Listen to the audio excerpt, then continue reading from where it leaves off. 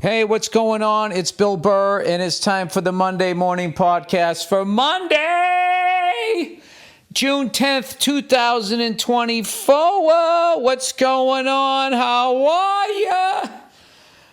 How's it going, everybody? Happy Monday. Did you have a good weekend? You know, Monday's usually a bummer, man.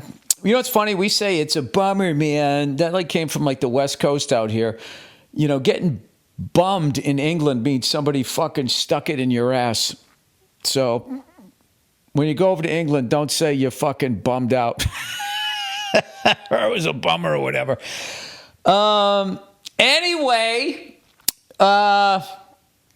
today's my birthday. Happy birthday to me. Happy birthday to me. Happy birthday, dear Billy. Happy birthday to you, you bald ginger. Anyway, I had a fantastic fucking weekend. You know what I mean? And at my age, it's a great birthday. Everybody just leaves me the fuck alone. It's fantastic. Be around. Hey man, what's going on? A little fist bump here, a little fist bump there. I'm all fucking good. Look at me. It's my birthday. I'm laying down doing this podcast. You should lay down. Studies have shown that people say that new evidence shows, and you're doing it right now, and you're feeling better. Did I cover all bases of how fucking people with no background in whatever the fuck they're about to give you information about?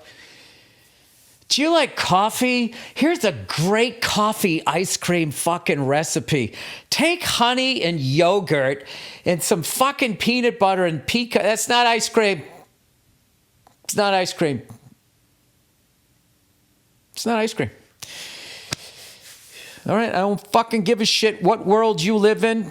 I don't want to hear it. I don't want to hear it. You're doing this exercise and your back has never felt better. I'm not doing it. I'm not doing it. It was like that lady the other day. Can we get a picture? You and who else? No, you and me. Well, we don't want a picture. You want a picture. I don't want a picture. I want to fucking continue on my fucking day. Can I get a picture? Oh, that has driven me up the fucking wall. I've gone back and forth on that like tennis, going no, wait, was I wrong? Is it, can we get a picture? No, it isn't. It's can I get a picture? If I was walking down the street and I ran into some fucking drummer that I was a fan of, I'd be, oh my God, I'm the biggest fan. Would it be okay if I get a picture? I wouldn't be like, can we get a picture? Standing there by myself? I think I'm right. Listen, I'm either right about that or I'm right about the home court advantage. One of the fucking other. One of those ones. But I'm probably, who knows? I'm at that age. Man. I'm probably wrong about both. You know what song I downloaded? Downloaded some cool songs this weekend. Little River Band, Reminiscing. We'll go walking through the dark. We'll go dancing in the dark. Walking through the park and reminiscing. Hurry, don't be late.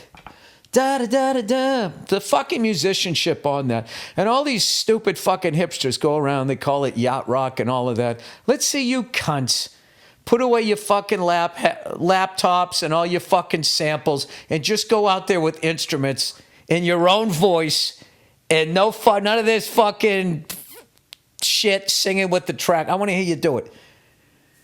I'll tell you who's doing it. You guys familiar with a comedic actor by the name of Ken Marino? Somehow I was on YouTube and I came across, he does all of these covers of songs. I had no idea. He's got a great voice. I took an acting class with him like 90 years ago, but I had no idea he could sing. He has an unbelievable voice, and he's playing with like these fucking studio musician level guys, and they absolutely fucking kill it. And I clicked on one, and then I just kept going and going and going, and they were amazing. Check it out. I think it's on YouTube. I believe that's where they put them up. But anyway, getting back to the Little River Band, I always thought that they were like Kansas. You know, they were sort of from fucking Middle America or some shit. They all kind of came out at the same time, but it was actually an Australian band, and the lead singer was from England. Incredible fucking voice. I downloaded that, and then I downloaded Laid Back White Horse. You know, if you want to ride, don't ride the white horse. And you know what's funny is that they're from, I think they're Dutch. And you can't really tell until the guy says bitch. If you want to be rich, okay, cool. You got to be a bitch. And you can't really tell. And then he just goes, you bitch. All of a sudden he sounded like he's fucking, Schwarzenegger adjacent. And what else? I downloaded a couple of UFO Live. Some people were telling me to check that out. I'm just kind of all over the map. Then there was something else I saw that De La Soul, they got the drum beat from this and all of that. And I downloaded one of the songs that they built the track on.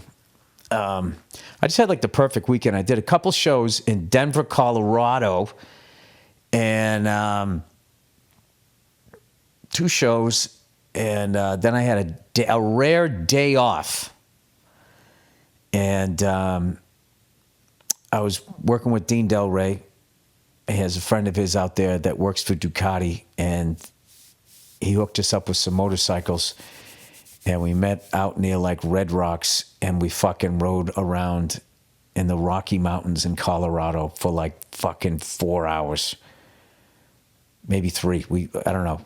It was like we rode for an hour and a half, and we got lunch at the hotel where they shot The Shining. So it was fucking amazing. And that was amazing alone just to see it. You're like, oh my God. And in the front, they have like, they more have like these little look like little like shrub Christmas trees. Like they don't have the maze there, but they kind of have a little one just for like tourists, if people remember. I mean, the fucking movie's almost 50 years old. And then, of course, you go in and it's different because they built like a set and everything. But the front, is where they shot it. Scatman Crothers coming up in that little fucking snowplow thing and all of that stuff. And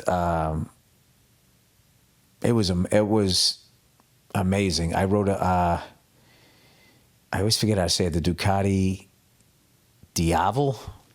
I don't know what it was. Wasn't the El Diablo or what the Diablo? I don't know. I wrote it down. I don't know how to say it. Like most things, I'm a fucking idiot when it comes to it. Let me see if I know what the hell it was. Diavel. Diavel? I have no idea. So we sort of rode in the parking lot for a minute so I could kind of get used to it. And that's the first time, I've kind of, in a long time, like rode down the street where there's cars and shit. There's pretty much cars the whole way up, but there was like 3 of us riding. So it wasn't that bad. And they kind of had me in the middle till they realized that I was going to be all right. It did fine, There was big sweeping turns, which weren't that bad. And then, some tighter turns or whatever. We had the Bluetooth going. We got up, after lunch, we went up higher elevation. And all of a sudden it was getting cooler and started raining a little bit.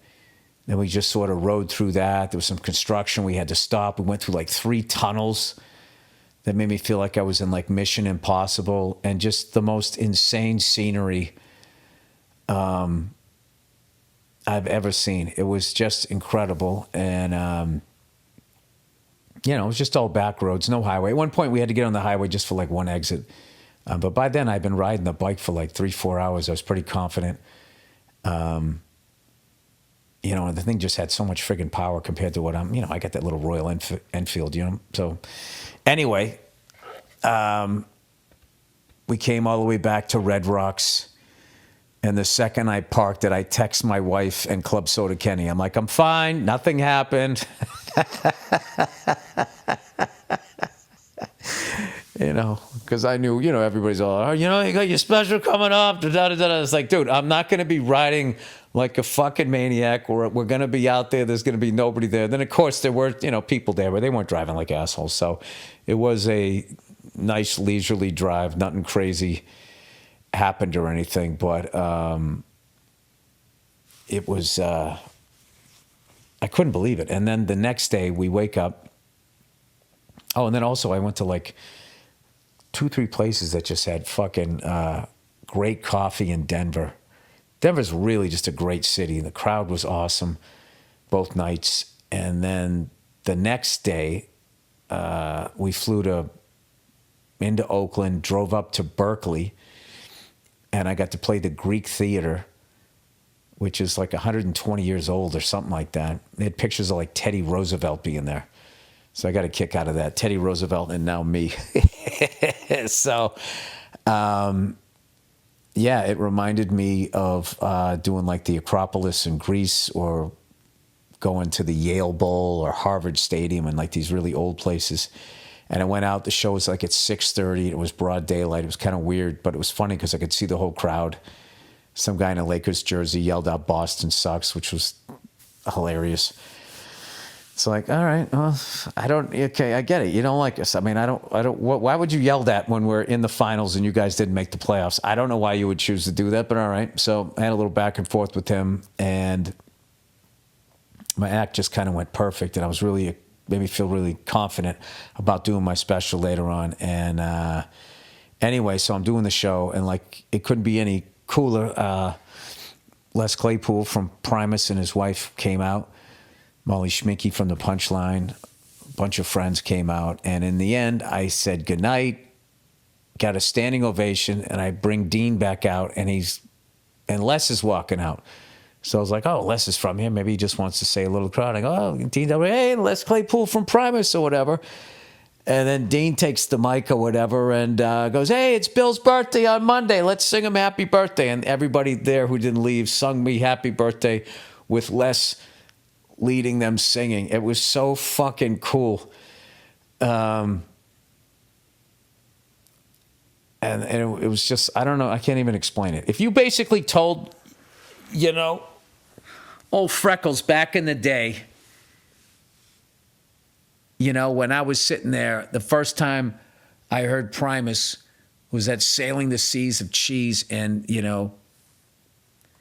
Tim Alexander immediately became one of my favorite drummers, and I was trying to figure out all of his shit. And all of that thrash, and all my brothers trying to get me fucking to play double bass, and I'm like, I can't switch to double bass till I can play Good Times, Bad Times with a single bass drum pedal, right?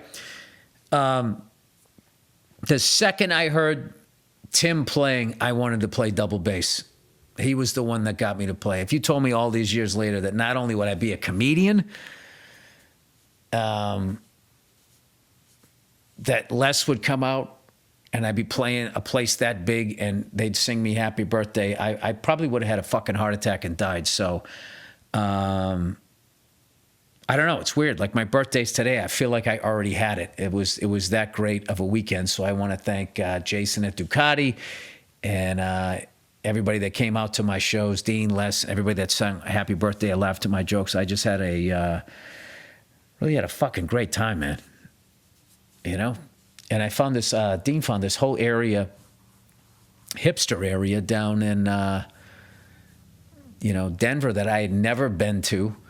Had all these cool shops and shit. We were just sort of walking around on our day off after riding motorcycles. What was the name of that fucking coffee place I went to? Municipal or something? I can't remember. I wrote it down. But I went in there, and not only was the coffee great, they were killing it with the fucking music. It was funny. It was like sort of like melancholy, like 70s. Maybe that's why I downloaded I had already downloaded the Little River thing. Let me see. Places to go. All right, this is where I went. Metropolis. Yeah, Metropolis Coffee. Then I went to this place on Monte, A-M-A-N-T-E Coffee. They had a double shot latte that was incredible. And then for breakfast, I went to Snooze at Union Station. So shout out to all of those places. They were all fantastic. Oh, and also Sarah Silverman was in town, so I got to see her for like a second. It was like the perfect fucking weekend. And as if it couldn't get any better, The Boston Celtics are up 2-0. 14-2 in the playoffs. And you know what's funny is I haven't watched a second of the NBA Finals yet. I have the games taped, but I'm a married man with 2 kids, and I can't put my kids through it. I am not emotionally built to watch basketball around kids. It's the most frustrating thing because you're up by 20. Oh, yeah, we're going to fucking kill them. And the next thing you know, it's tied or you're down by 3 or the other team comes back and wins. And everybody, oh, you know, it's a game of runs. It's a game of runs. I don't fucking get it. I mean, it's starting to happen now in football where, like, no game is over. But, like, there's nothing like it in basketball. And I'm just not built for it. And I don't want to be sitting there screaming, motherfucking fucking cunt, which I would have been doing in front of my kids. As much as I tried not to, I would have done that.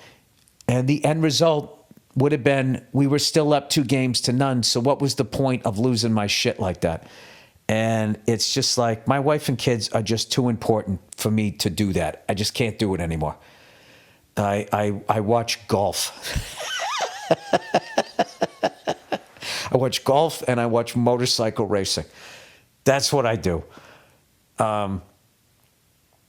It's just, I don't know. I don't know what to tell you. It's just like golf. I'm just rooting for everybody. And occasionally someone will, you know, putt or something and it'll start to go, you know, go around the lip and kick out. And occasionally I'll be like, oh man, God damn it, I'll say something. But it's not like when I watch like an actual sport, you know. I just fucking lose it. I saw the Florida Panthers are up 1-0. I just hope that, you know, they're starting to remind me of those awful New Jersey Devil teams that won the Cups. Remember how fucking mind-numbingly boring the hockey was when the Devils were making a run? It was just, oh my God, just dump and chase, and the goalie would come out, and then and they would fucking win games 1-0, 2-0. I don't know, and it just all of that clutch and grab. It wasn't just the Devils' fault. I just remember, like, you know, the Red Wings and Avs rivalry was the only thing keeping the NHL above their neck above the water during that whole awful clutch and grab. And when you combine the clutch and grab with them playing the fucking, whatever you want to call it, the trap or the lock, and the goalie could come out, and then not to mention, like, you know, you could be following through on your shot and somebody could just come by 3 strides and put their shoulder into your fucking jaw and end your career. Wasn't a lot of goals being scored. Now, I don't understand why they just didn't make, you know, the trap or the lock, whatever you want to call it, why they just don't make that illegal. Like, you can't play that way.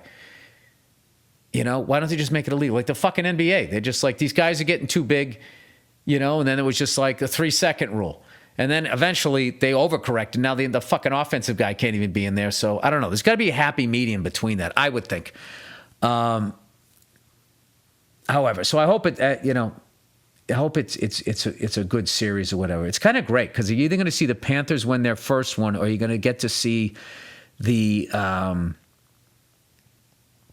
Oilers not only win their first one since 1990, but it's the first time Canada would get a cup since 93. So I think I'll probably be, I hate to be saying this, I'll probably be watching more of that than I will the Celtics. I feel like what I do is I tape the Celtics and then I just watch after my kids go to bed. I already know the results. I can just fucking relax. If we're going to lose, just, I won't be flipping out screaming. And it's, you know, I'm doing it for the kids, you know. I just can't. Plus, when I lose my shit now and I curse or swear, as we used to say when I was a kid, you know, every time I it's a fine, and I owe my daughter like $5. So ever since we've been doing it, I mean, I don't know, I probably given her like $40. I've been doing really well. I told you that George St. Pierre thing. He made that video, and he was talking about road rage. I've done it. Now, you know, that whole, like, before you flip out, just big inhale, big exhale, and then smile. That's fucking, the inhale and exhale causes you to fucking think about what you're doing, calm down. And then when you smile, I don't know what it is. It actually makes the fact that you got mad funny. At least for me, it does. I just start, like tonight, actually recording this Sunday night, right? So I had a bunch of shit to do. I knew how to do the podcast, and I hadn't done my daughter's hair yet for the week. So, I had to wash her hair. I had to condition, detangle, and then braid it, and I always ask, what kind of haircut do you want? Not haircut, what kind of hairstyle do you want? She always tells me. So, that's one of those things that would frustrate me, especially if I had other shit to do and everything. And I was able to do the whole thing, only got frustrated one time. This fucking bobby pin, it wouldn't open for me. And I was just like, God damn it. And then I just did the inhale, exhale, and I smile. So I got myself to the point. I told Nia today, because she was looking at me like I was a lunatic. And I just said, listen, I've gotten myself where I flip out, but I can immediately stop it. All right? Eventually, I'll be able to do the inhale, exhale, smile before I flip out. That's what I'm hoping. And then I won't be funny anymore. And I'll be this person, that doesn't flip out. And then I'll lose my following. And I'll be like, why did I do that?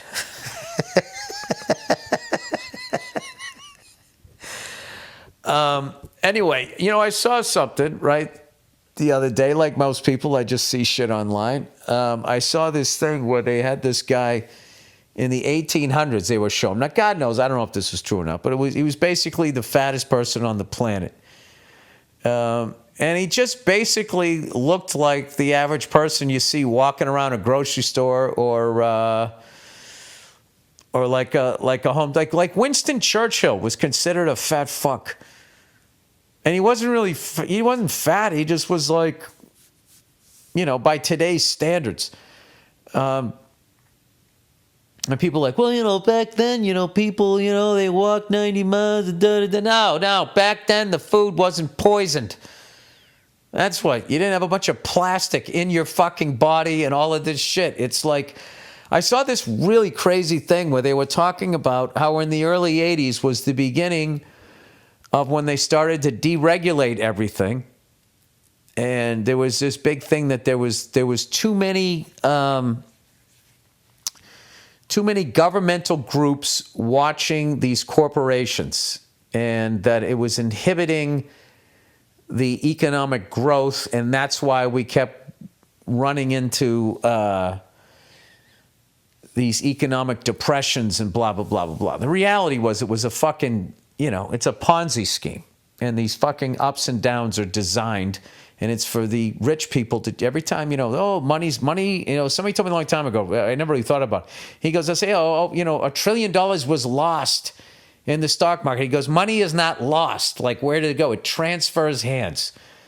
So since they started deregulating things in the early 80s, and no politician on either side has done anything about it, and anyone who did try to do about it was immediately labeled a fucking communist.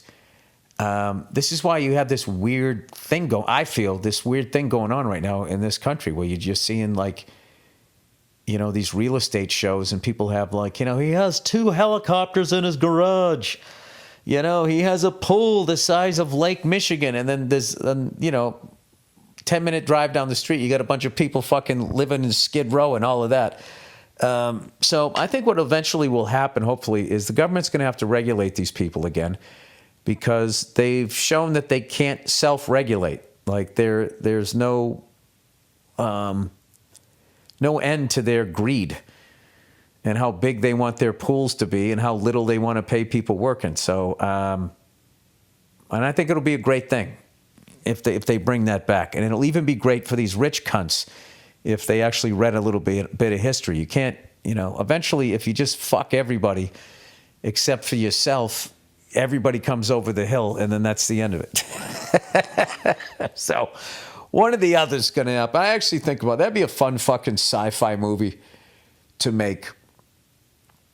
I'm always pitching movies and then I never write them. Here's a movie idea. It's like somehow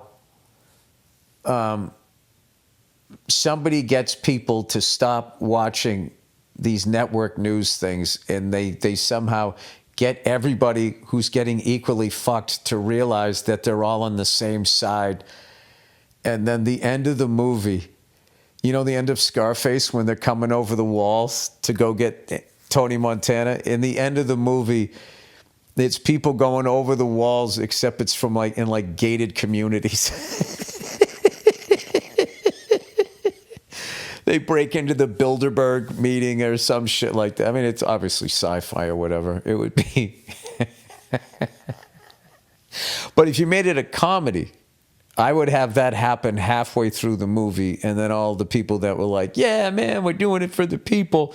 Then all of a sudden, you know, they're looking around the gated community at these big-ass houses, and then they catch the greedy bug. And then they trick everybody, and then they just start it all over again, which is kind of what happened with this country. You know, England took too much. We had enough. We rebelled against them. And then when they left, the founding fathers, all these people that they fucking blow all the time, they moved into all those English cunts' houses that were over here. And then they just gradually did the same thing. Right? I don't know. I'm probably overly simplifying it. I have no idea. But you know what? Tomorrow, which is today, is my birthday. So, I don't know what I'm going to do today, you know. I think probably going to go get a nice cup of coffee. I'm not smoking cigars this month. I've been doing really well with them. You know, they go out of control, but, you know, I've had one in January, none in March. I'm going to have none in June. That's pretty fucking good. Right? 10 February, fucking 15 in April, 49 in May. You know, it goes off the rails. Whatever. I'm trying, all right? What the fuck do you want from me? What am I supposed to do? Oh, my God. I thought about having a cigar like 58 times today.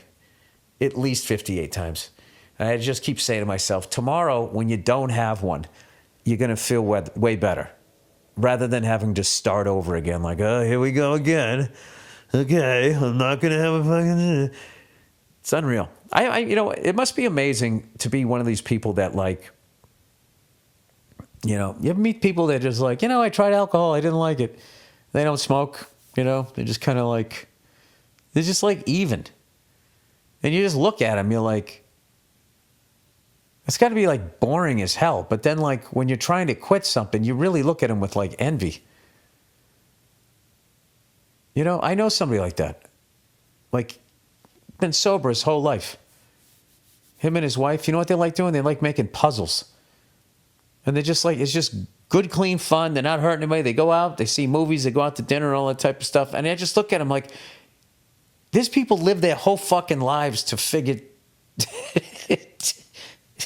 to get where you're at, and the amount of hell that they go through to just realize, like, you know what, life's pretty fucking awesome. You know, just walking around looking at shit.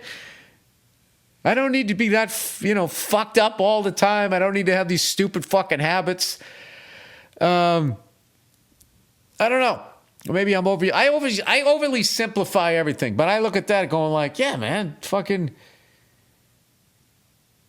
You don't get wasted. You don't say something stupid. You don't fucking regret it the next day. You know, you wake up hydrated. You did a puzzle last night. You didn't hurt anybody. It's kind of brilliant, you know, but everybody thinks they got to be out there getting fucked up or whatever. I don't know shit. All right, look what here we go. Let's do the I know I got to read the advertising. I know that. Look what it is, everybody. It's Zip. ZipRecruiter. All right, the famous Abraham Lincoln quote says, good things come to those who wait. He said that? I just thought that was one of them idioms, one of them fucking things people say.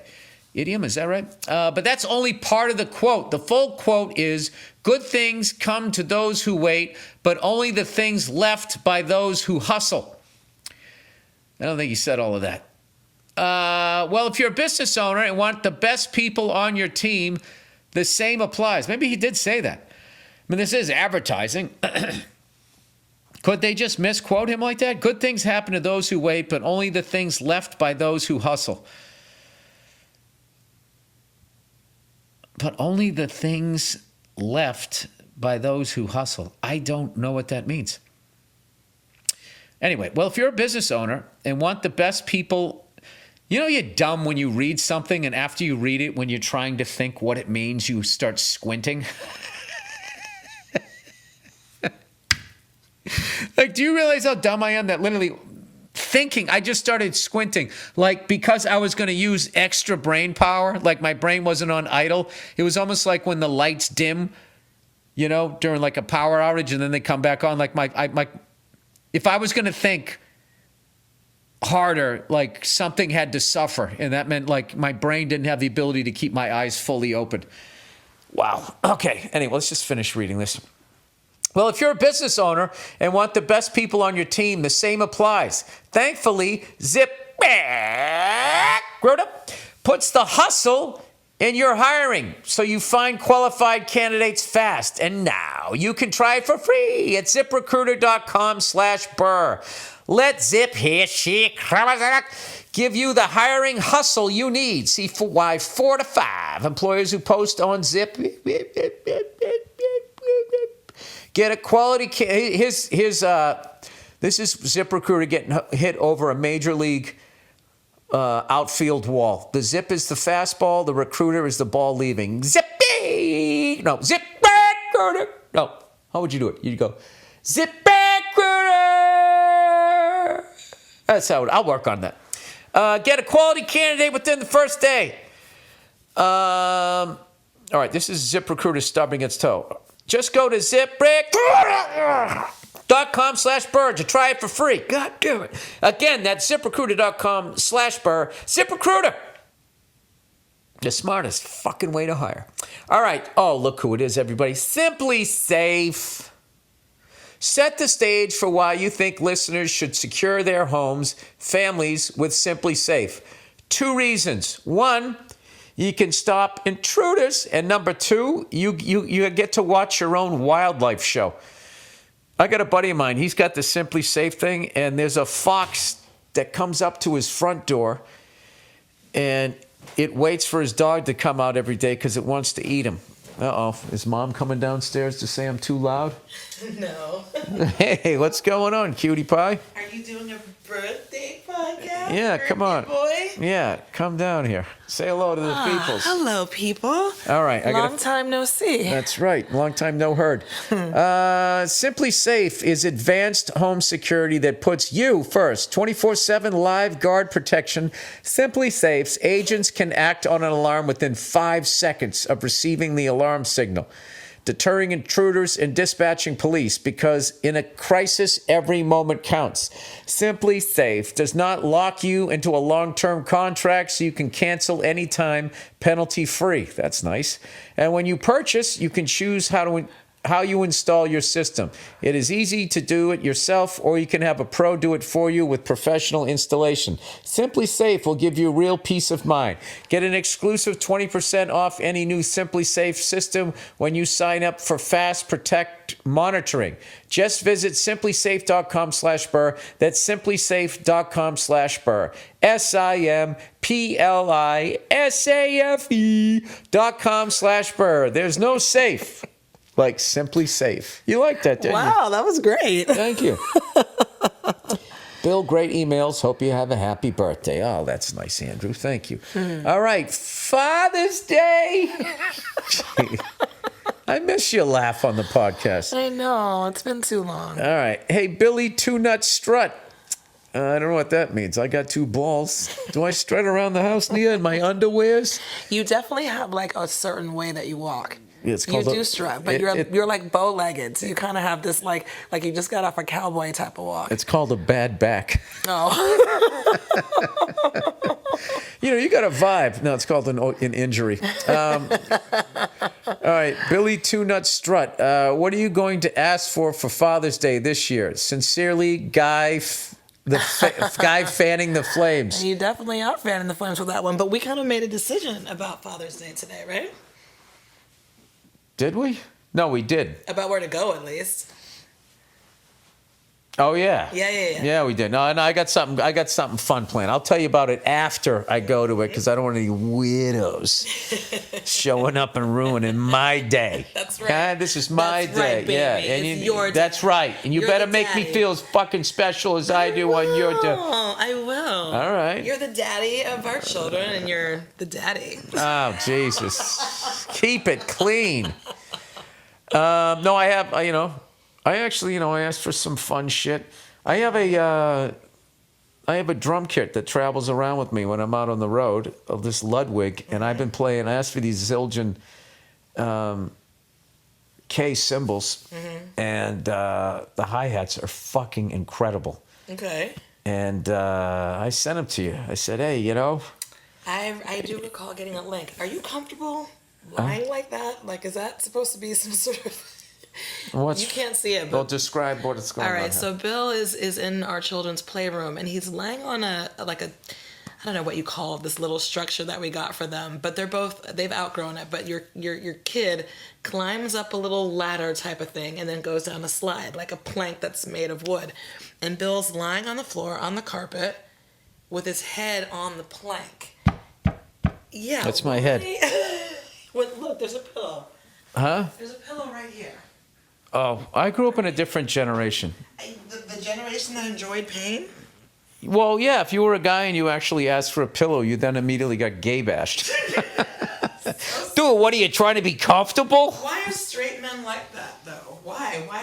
How did that start? Where you guys were like, make fun of like a simple, comfort need, like a pillow? Or like your bit about the umbrella. Shrug up your shoulders. Put your shoulders. Oh, that's it. Put your shoulders up. Yeah. Because we didn't have like comfort way back in the day in the cavemen, so you just had to fucking. I think everybody did back then. If you got hurt, you had to just keep plowing through it, or else the tribe wouldn't survive. And I just think that that's something that kind of never went away. And like being a man was, it's a lot like the whole idea of what a man is like, it's like very few people can actually live up to it as far as like, you got to be able to beat the shit out of a whole bar. You got to be able to fucking do like Rambo and Schwarzenegger. You got to be able to. Patrick Swayze in Roadhouse. You know how to fly a plane, a helicopter. You can fucking drive a tank. You can, there's no weaponry that they weren't just unbelievable at. What do you want to do? Hand to hand? You want to go knife? You want to? I watched Rambo 2 when I was on the road, man. It was fucking amazing. My God, Rambo movies are so violent. I honestly didn't realize until we watched the last one that Stallone did, like the very last one. Oh my God, he just kept cutting people's legs off and shit. Like, what the fuck? Are they all like that? Because I never watched them. Well, look, he's John Rambo. The guy's been trying to chill since PTSD, Vietnam. right? Yeah, and everybody keeps fucking with him. Why? Did he see things that he wasn't supposed to see? Well, it's just, it's sort of his lot in life. You're supposed to feel lucky. Well, a lot of people don't know this. I think this is true in cinema. Rambo 2 is the first time... Not cinema. Cinema. Rambo 2 is the first time you ever see someone get blown up.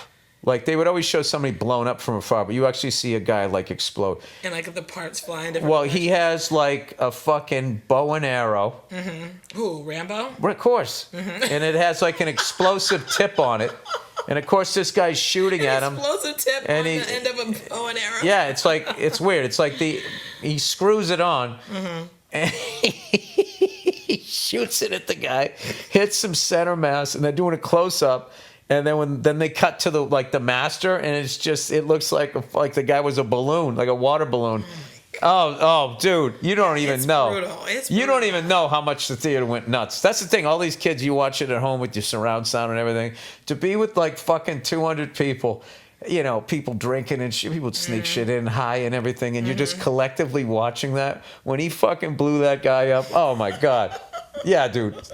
It was unbelievable. Those Stallone and Schwarzenegger movies, and right on into Jean-Claude Van Damme. They're the fucking earlier ones of the ponytail, Steven Seagal. Like, oh my God. Chuck Norris. The Bruce Lee ones, were the first ones. They were fucking incredible. So anyways, to get to that whole thing, like as a guy, it's like, it can be anywhere from good-natured hazing, because it is making you toughen up, because you don't want to be a pussy as a guy. Okay, right. Okay, that doesn't make you progressive. That just makes you an easy target along with your family. I mean, you got to be able. Can't you be like mentally and emotionally empathetic, but also physically strong and able to like do what needs to be done if you or your loved one is threatened? Is there not like a middle ground, or can't you just be? Can't you have both? Well, that's what everybody. Well. Then you're stumbling into your female side where you're like, can men have it all? Can't they have it all? Can they use the right pronouns and beat the shit out of everyone in a bar? I don't know. So I don't know. No. Do you understand how most women would love that? Would love that. Yeah. That's all you guys have to do. Just learn how to beat everybody up in a bar and use the right pronouns. And use the right pronouns. Be sensitive and yeah, exactly. But can I tell you something? You would get used to that, and then it would just be something else. Like, what you have to understand is you're with a human being, so they're going to be flawed. I'm not saying that it's a way for, like, the person to be unflawed or perfect, but I'm just saying that there is, I feel like what men don't understand is that you can have both elements inside of you. It's not like alpha versus beta or, you know, progressive versus conservative. It's like there's a way that you can have all the best of both worlds, but... Yeah, well, that was a nice fantasy from someone who's never been a man. Because I can tell you right now... There are people out there that you just do not want to get into a fight with as a man, and they have no special forces training, no mixed martial arts. They just came out of the womb like that, that puppy that the mother would reject because there's something fucking wrong with it. All right, and those people get driver's licenses and licenses, and they go out into the fucking world, and the wrong person fucks with them, and you show up to the crime scene and you're trying to find where the victim is, and they're just all over the yard, and then that person goes to jail. So what you learn very quickly as a man, if you're going to be fighting, there's gonna be somebody tougher than you, and it's not gonna end well. Yeah, I saw people like, I fought right up until like junior high, and then everybody else hit their growth spurt, and I didn't until later, and then all of a sudden, like, I was a smaller kid, so I had to go with like humor, because like, it was becoming guys were like 140, 150 pounds and were coordinated. And then that's what all of a sudden teeth were coming out, blood and all of this shit. And I'm like, whoa, this is like, we just went from high school to college, and the pros was like, then all of a sudden somebody hit somebody with a bottle. I remember that, and they had a fucking scar. Oh, you told me about that. Yeah. And it was like, yeah. And then you hear about so-and-so? Yeah, he bit some kid's ear off. He was biting the kid's ear. And I remember there was a guy I met, he punched this kid in the nose and like broke his nose really bad. And then, I don't know, somebody ran into those kids again, and they fucking, jumped him, and they held him down. The kid said, payback's a bitch, and he fucking bit the edge of the kid's nose off. What the fuck kind of insane childhood did you have? Like, who are these animals that you went to school with? It was called Massachusetts. And I'll tell you this, and the kid's dad was fucking rich, so the kid got out of it, and the other kid had a fucking scar, and then they sewed it back. It was fucking horrible. It was fucking ripped. So that's what I'm saying. Like, yeah, you're not gonna be. You got to be willing to go that far, just to beat that kid. Right. And that kid would get ass raped in jail. So that's the levels that you're doing. Oh my God. Yeah. Oh, is it really like you really went from that to that? Yes. Really? You don't watch those behind the scenes? No. Oh my God! I remember we are scared straight. No, I don't like that shit. I listen. I talked to a couple guys that were like prison guards in prison. Like, it is just it's like a fucking. I met someone. It's a shit show. Who was it's a shit show in a military prison, who grew up in like South Central and everything. But yeah, anyway, yeah, it sounds that sounds crazy. But anyway, what was this person? How did we get on this topic? Because you were trying to say, like, can't you just be the guy that can beat up everyone in the world and also call somebody a they if they want to? And it's just like, that person does not exist.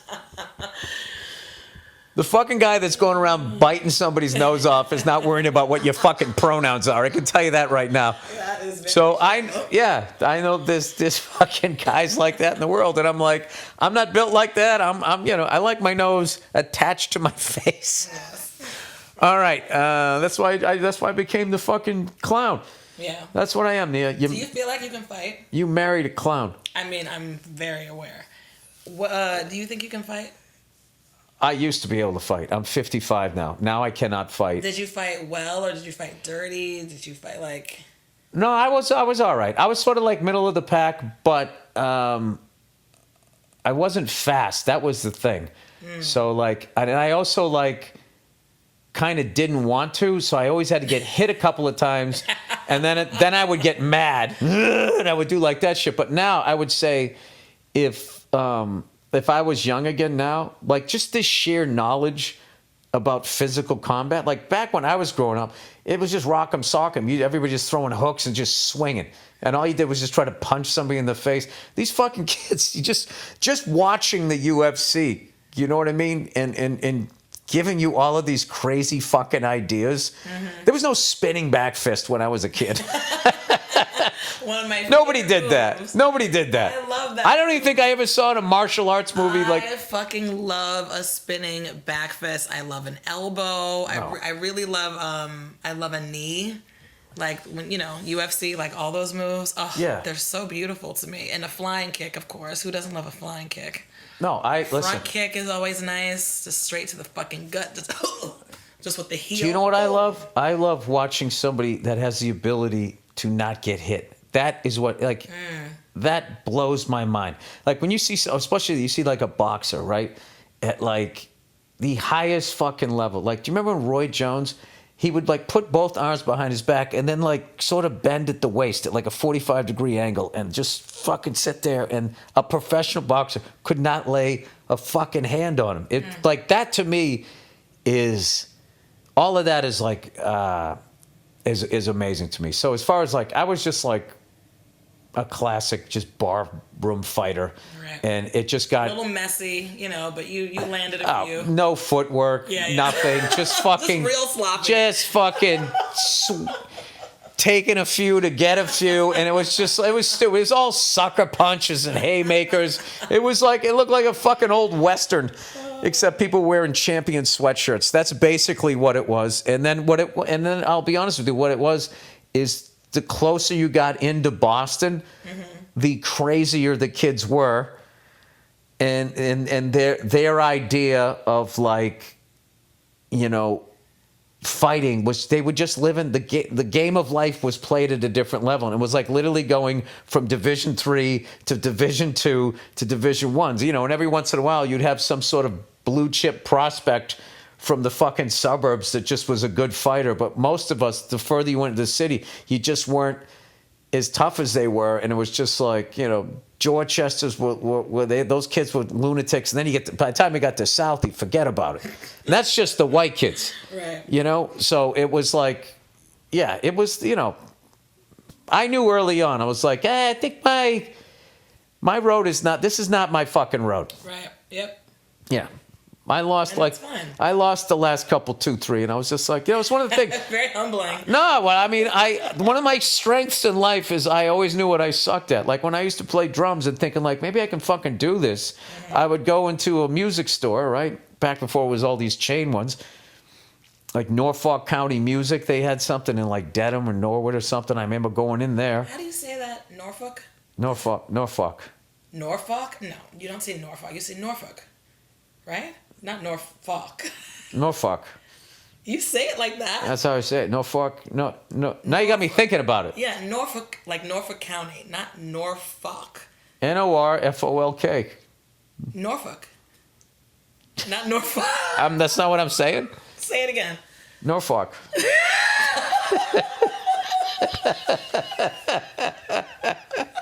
Anyways, can I get back to my failures in life? Yes. I Can't fight. I can't. No, I mean, all right. Why do you got to do that to me? I would fight. I just knew I'm not fucking Marvin Hagler. I realized that. Oh Marvin. Bill, Jesus Christ. He was in Brockton. I mean, this is what was going on. Those kids in Brockton were fucking lunatics. I'm telling you. I'm no Marvin Hagler. Your references are just so funny to me. Well, what? That was the best fighter when I was growing up. Vinny Pacienza was in Rhode Island. Fucking. These aren't real people. Yeah. I know they are. Fucking Marvin Hagler was in fucking. You know, because you're always referring to Marvin Hagler. You're always going, I want to be Marvin Hagler shape. I want to get Marvin Hagler shape. Yeah. Every time you said that to me, I was like, who the fuck is Marvin How Hagler? fucking dare you? Bill, you forget that we are 10 years apart. There's some stuff that I just don't know about. Or like, You know what we're going to watch tonight? what? We're going to watch one of the greatest fights of all fucking time. Okay. We're going to watch Marvin Hagler versus Tommy Hitman Hearns. Okay. And the middleweight division, a lot of people talk about Tyson. The middleweight division in the 1980s had Marvin Hagler, Tommy Hitman Hearns, Sugar Ray Leonard, Roberto Duran, John the Beast Mugabe. They had these fucking, but they were the top four. They all fought each other. Mm-hmm. No one came out undefeated. Somebody lost to somebody. I think Sugar Ray was the only one that beat everybody. He lost to Duran, then he beat Duran. I think he lost to Hearns, then beat Hearns. Tommy beat. He beat Roberto Duran. Oh my God, he caught him with a fucking hook. I thought he killed him. He hit him and he just fucking face planted. It was out. And then Sugar Ray Leonard beat Hagler, which I think was bullshit. I think that they didn't realize that Hagler was going to walk away from boxing. So they gave Sugar the decision, thinking that Hagler would come in and they would all get paid again. Oh. And he said, fuck it, went to Italy and made some fucking movies. Really? Yeah, he unfortunately passed away recently. But like, and what else did you have? They had Boom Boom Mancini. There was Boom Boom Mancini. Ray Boom Boom Mancini. You had Alexis Arguello. It was incredible, the boxers. And then in the heavyweight division, early on, you had Larry Holmes was beating everybody. And then what's-his-face came along. And then Tyson. Yeah, boxing was incredible. It was incredible. Anyway, let's get back to the podcast here. I love how you're asking like a fucking... It's funny. Bill, do you think you can fight? It's just like, I'm 56 years old. But if you had to, yeah, you could do it, I think. Yeah, let me tell you something. You have enough rage inside of you that you. Oh, I could literally fucking murder somebody. If anybody ever touched you or my kids, I swear to God. Yeah. Forget it. Absolutely. That would be it. But that's just dad shit. Right. Like you could take, like, who's that guy you watch on The Simpsons? The guy next door, the Jesus freak. Oh, Ned Flanders? Ned Flanders. If somebody came in Ned Flanders' house, okay, and fucking threw his Bible into his chicken noodle soup or whatever, like, that guy fucking, that's a guy that you would not want to fuck with because that guy. He's in really good shape. They've shown him like shirtless a couple times. Oh, Flanders? Yeah, and they've also implied that he has a really big dick too. There was one thing where they like, Homer was trying to set him up with, after his wife died, which was Homer's fault kind of. He was putting together like a dating tape, and they showed he filmed him in the shower, and they had like a pixelated on his dick, and it was like hanging like really like noticeably low, and he had a six pack. So they've always on The Simpsons. Yeah, so they've always kind of implied that like I think Ned Flanders is working with a lot under there. And then I also think he has like a dark side. Like right. I mean, just being that pleasant all the time, wearing sweaters. Hey, how you doing? And blah blah. Yeah, there's always something going on behind closed doors. They showed stuff that happened to him when he was young. Yeah. Oh yeah, I wouldn't fuck with that. And then what happens is you walk around with that pain, and one day somebody flips the switch, and then you take the beating for their pain. And you just don't want to be that guy. You just don't want to be that guy. Oh God, that reminds me of another one. A bad one I saw. I was just like, I don't want to do that to somebody, and I just don't want it to happen to me. So I just said, fuck it. All right. The idiot dating a Thai stripper. Okay. Hi, angry Billy Irish. John O'Reilly here, an English trucker down in New Zealand. A word of warning for your listeners. A few weeks ago, a listener asked if he should date a Thai stripper he met on a trip to Thailand. Man alive, if you wrote a textbook way to get scammed in Thailand, That's had 99.9% of the tricks. Yeah, I to the point I thought he was fucking with me. Okay, so here's the scam. This guy's going to break it down. Just in case you go to Thailand and you actually think a hooker is in love with you. I'm sure you're a really nice guy, but yes, chances are she's in love with you every time, as long as you keep walking to that ATM.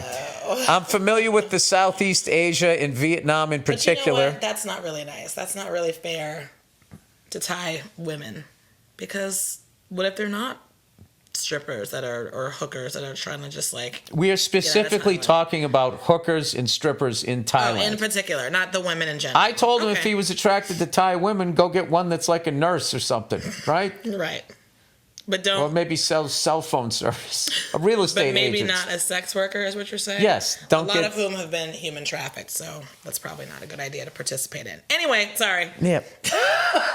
We don't need a fucking lecture. Sorry. Continue.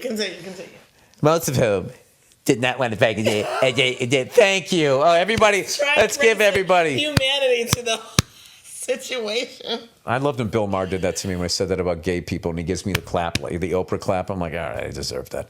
All right, I'm familiar with. Okay, bye. Finally, there are no strippers in Thailand. Only hookers that strip. The main income is sucking dick. In case you didn't know what a fucking hooker did. Jesus. Whoa, he's painting a picture? He's not painting a picture. He's giving them the fucking truth here. All right. Is this going to be too much for you? No, I said I was going to stop, not interrupt. I'm listening. Now, if everyone knows the score, it can be an amazing place to blow off steam, so to speak. I'm getting this guy. This guy's a trucker. He does a few runs. He saves up some money. He gets his fucking knob shined over there in the fucking southeast of Asia there. All right. Where am I? Now, but while your girlfriend, quote, is waving goodbye at the airport, be under no illusion she got 5 or 6 other guys sending her money every month. The joke is she's crying, waving you off at departure while walking round to arrivals, then crying with happiness as another boyfriend turns up. Oh my God, I love that for them. Sorry, I'm listening.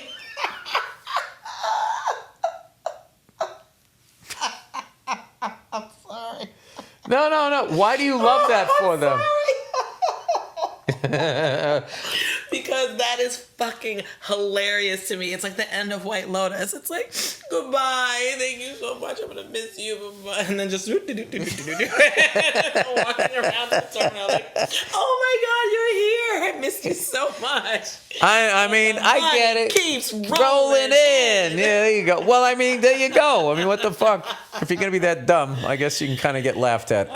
Anyway, even more dangerous are the hookers, say, mid to late 20s, possibly early 30s, as they're heading to the scrap heap and looking to catch a guy to actually marry and get the passport before it's too late for them. What? I love how you love the fucking whores and you don't like the trucker. Mm-hmm. But I'm listening. All right, I get it. We're rooting for different teams here. They'll milk you dry in both ways for a few years, then return home to Thailand wealthy, leaving your home in your home county penniless and wondering how. You're really wondering how you married a fucking whore? How did that happen? Anyway, you understand it's just sex. Then you can, if you understand it's just sex, then you can actually befriend the ladies and play the game, see them when in Thailand and nothing more. / I have 4 Vietnamese friends that started out as ladies I'd visit when in Saigon, even go for lunch or dinner. After all, they are still people and normally very friendly. When we went for lunch, sometimes I buy, sometimes they buy. That's when you know you've made a friend. But never, ever, ever send money back when you get home. I've now met a lovely Vietnamese lady. Oh, this guy is just totally into hookers. And he said, this is how you play the game.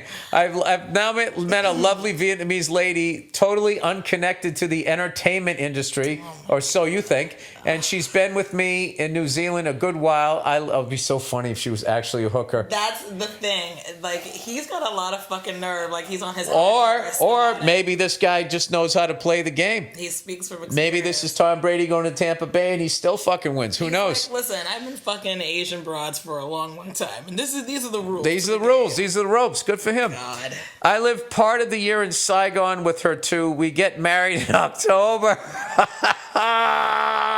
But again, she's never been connected with that industry and just a normal, lovely lady. How the fuck do you know? This guy is a piece of shit. You know what? I hope you don't drive your truck the way this story went, because you're all over the road. Shit. Stop coming in here on your high fucking horse like you know what's going on. Oh, these guys don't know. If you really think this was going on, yeah, fucking right. You're getting scammed left and right. I don't want to hear nothing from you, New Zealand. Bye. Okay, Nia's not buying it. All right, remember, maybe he learned how to play the game. What game? What game? The game where, like, you're in New Zealand. Fetishizing Asian women until he finds one to marry. Congratulations. Wow, you really cracked the code there, buddy. Maybe women in New Zealand are fucking difficult because they live on that island and they know that there's not a lot of options. And they start acting all cunty there in the clean air and the beautiful water. No, and maybe he's had enough. He doesn't have anything to offer than half his Or truck. maybe he was abused as a child. Okay, really? Now you're gonna. So play now he that drives game? a truck. So now you're gonna. Because he play that only game feels safe when he's where everyone alone. has their like childhood trauma. We're all traumatized as children. You're okay? rooting for whores. I mean, yes, always.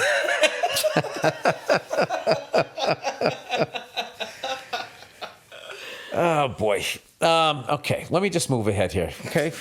Truckers are the bad guys. Whores are the nice people. All right. I think aren't they both equally fucked up and they deserve each other on some Maybe level? that's what it is. Yeah. Maybe you should be less judgmental. You guys are different sides of the same coin. Yeah. It's just a John. He's an international John. Remember, guys, if a lady from Southeast Asia wants to be your girlfriend, there is a bulletproof way to find out if she was ever connected to the sex trade, she said. Can she play pool? If yes, she 100% was, as all the ladies do is play pool in bars for 12 to 14 hours a day with each other, then the customers every day. Well, there you go. I mean, he has a lock the door test. He certainly has a lot of research under his belt, that's for sure. You know what you are? You're a fucking hater. I'm not a hater. You are. Don't hate the player, hate the game. Is that your other It's like way of saying? you got all the excuses in the world for the whoas, but then the John comes to town. Because I don't like his holier than thou attitude. I don't like how he's positioning himself above people who maybe, fall in love, quote unquote, with a stripper or a hooker, and the women who are doing the work there. Like, he's acting like he's the fucking man that really knows what's going on, and everybody else is just like, I don't know, a piece of shit or an idiot or, naive. I think he's just trying to be like, listen, if you don't have the ability to sustain a normal relationship, then you want to go over there. These are the do's and the don'ts. These are the do's and the don'ts. That's it. Nia, look. All right. Look, Whatever. Come on. Nia, there's all these... What? Okay, you get into my business. Mm-hmm. All right? There's all these fucking rules that you end up learning so you don't get fucked. Right. Right? Make sure your name's on the pilot script. If it's not on the pilot script, you don't get the created by credit. Nobody fucking tells you that until you get fucked out of it, and then you gotta learn how to do it. Well, then you should be identifying. If you're gonna use that example, you should be identifying with the whores, and less so with the truck driver in that story, in that scenario. I'm not identifying with either one of them. You are a whore, is what I'm telling you. Yeah, you know what's funny? That is what this business is. They make the artists feel like they're the pimp, and then you realize that you're walking the block for them, and then you try to figure out, oh, your boy did that. Who? When he changed his name. I know what you're talking about. Oh, your guy there always wore purple, and then he had a record contract he couldn't fucking get out of, and he realized he was a fucking Are you slave. talking about Prince? Yes. Your boy there that changed his name. Is that really how you describe Prince? Yeah. Hey, Jackie. Hey, Mikey. What was that Batman song? What was the Batman? He's like, hey, Jackie. Hey, Mikey. Or whatever the fuck it was. He wrote a Batman song. What are you talking about? Didn't he say hello to somebody and they said hello back? I remember it used to make me uncomfortable when I would watch it. I was like, this is a really talented guy. But he has the same haircut as my second grade teacher.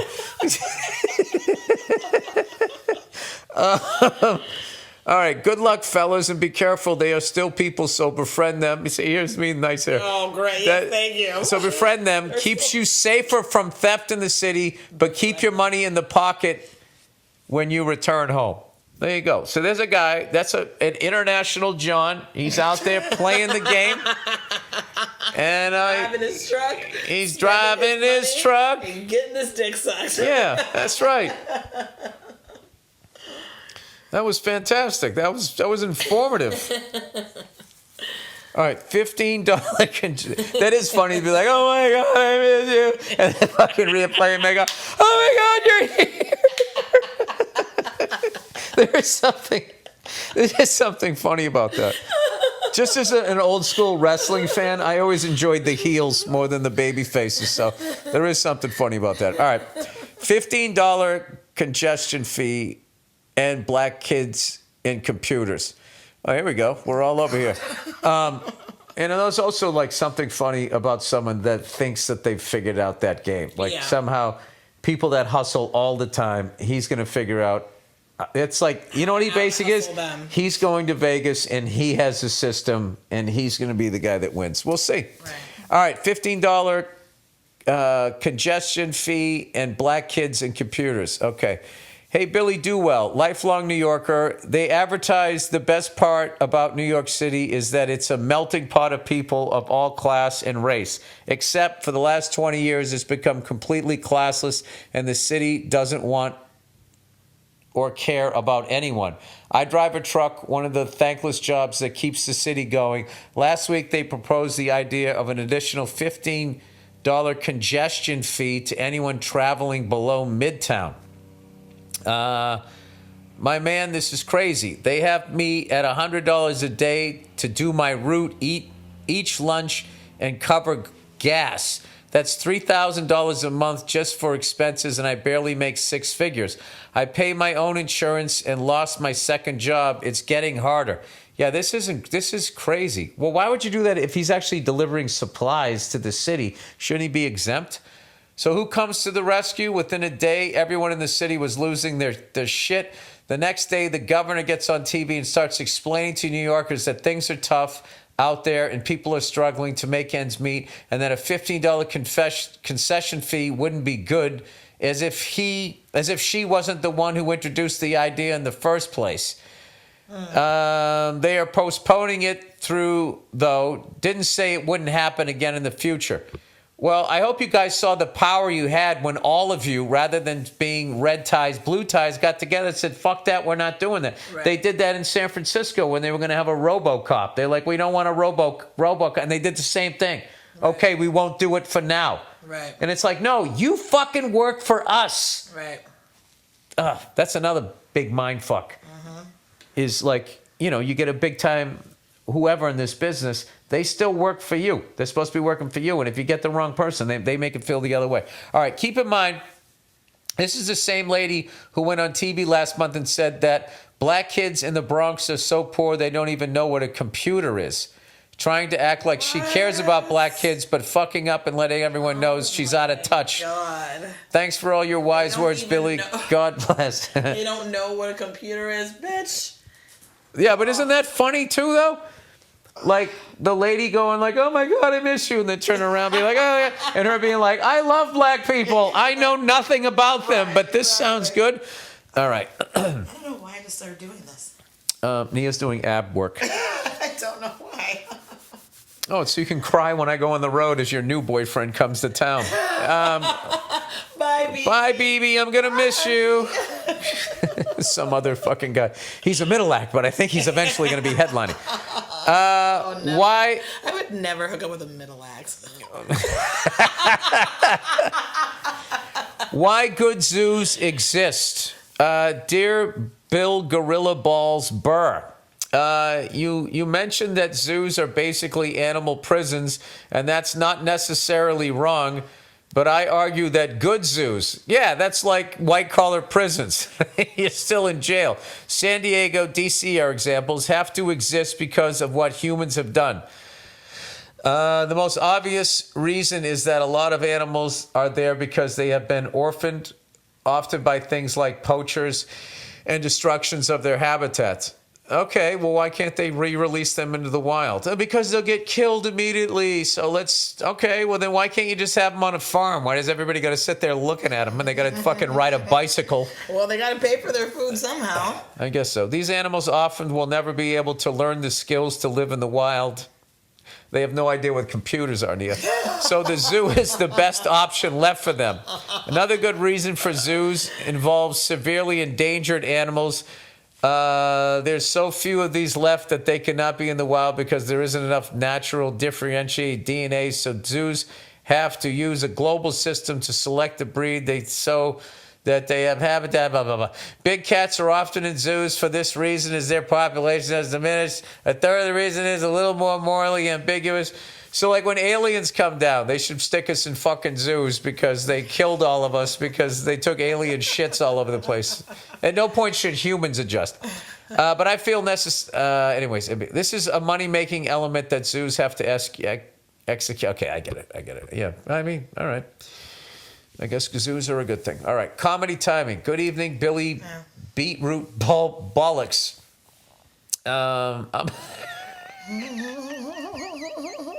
Dude, every week they come up with a new way to make fun of my junk. It's really interesting.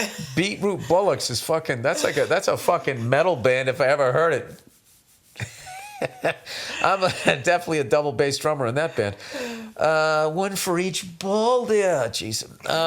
I'm a big fan of your show and listen to the podcast as much as I can. Hilarious. Thank you. I particularly enjoy you losing your shit about utterly pointless things like stealing home court. Oh, yeah. I'm Scottish, so we don't have that bullshit, but fuck me, it's funny to hear you lose your marbles over it. Which brings me into my serious point. Unfortunately, my 8-year-old son is funny as fuck. His timing with jokes is exceptional. The level of irony and sarcasm is just great. I mean, he's also Scottish. You guys are all fucking funny. I find it a delight. My wife, on the other hand, finds it a little tedious. I mean, it's her problem, right? Generally, he's a great kid and kind-hearted, so he's on the right path. If he's getting told off, he can turn the tables pretty quickly, which is funny, but also can be annoying. Right. I honestly get my wife's point of view, but you just can't be angry at the timing. Should I try and see if somehow we can all work together in harmony and have a hilarious living environment, or B, fake my death to see if the grief can sort it out? I think I know where he gets his sense of humor. Thanks for your great work, you ginger cunt. Love you. Just tell your wife it's a sign of intelligence.